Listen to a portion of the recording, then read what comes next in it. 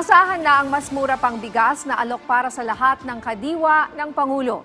Simula kasi ngayong araw, mula sa 45 pesos per kilo na bigas na ibinebenta sa ilalim ng Rice for All program ay magiging 43 pesos per kilo na ito ngayon.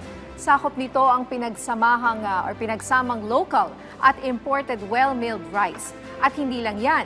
Dahil ayon sa Department of Agriculture, ang programa naman na 29 pesos per kilo na bigas para sa vulnerable sector ay mas pinalawak pa. Dahil simula ngayong araw din ay 20 additional kadiwa sites na ang pagbebentahan nito.